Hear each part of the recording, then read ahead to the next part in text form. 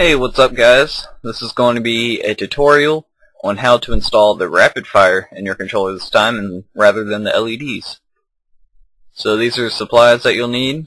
This is all that I use, so yep, here they are. That's some wire that I use to run around, pliers and wire cutters, and some of the stuff can be found at EvanMods.com, like this microchip here, pre-programmed with my 8-mode rapid fire. You're going to need a ruler to cut the wires to the right length. And here's my soldering iron. Actually, I'm not going to be using this one. I'm going to use this old nasty one from Radio Shack, but that's my nice one. Usually don't use it. You can see some tweezers there and another little tool to run around and position wires and stuff. And there's my Torx T8 security or tamper-proof screwdriver to unscrew the screws in the Xbox controller. And of course you can see the controller sitting there. Alright, now that we have that done, let's start taking apart the controller. You can see the buttons there. They're going to fall out, obviously, if you take the controller apart. So what I do is I take a piece of electrical tape and just put it over them. That keeps them in there good. Some other videos show you just flip that case upside down so they don't fall out, but you know, I just put tape on it to make it easier. Alright, I'll start taking out the screws. I'll take out the battery pack if that's in there. Take out the screws that I'm showing you here. And you'll see the sticker there. There's a hidden screw behind it. I just take that screwdriver and I poke a hole through it. Or you can remove the whole sticker if you want. But I've just poked a hole through it. Alright, well that screwdriver didn't work. I'm going to have to use my other one. It's kind of messed up now. I've used it for a while. Alright, now let's start taking it apart. First, take off the case.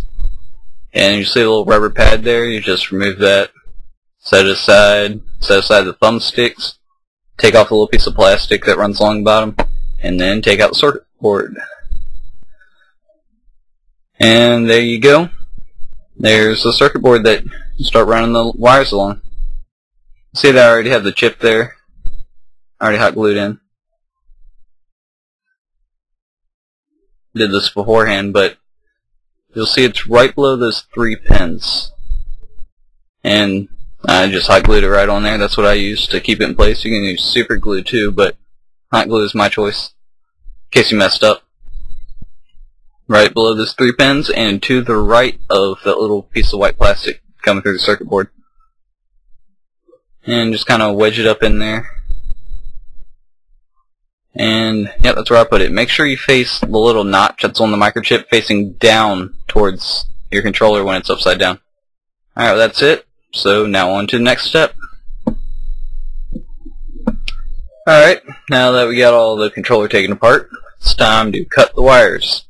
So you see my wire there, my ruler, and my wire cutters. So we're just going to start cutting it to the right lengths for the CG type controller. You can see there's no resistor in the middle, as people call it.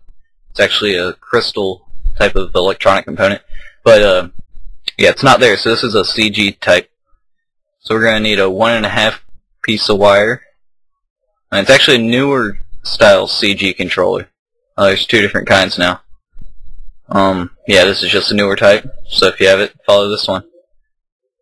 Alright, we're going to need 2 pieces of 2-inch wire, and then 2 3.25-inch pieces of wire. And that's the second one.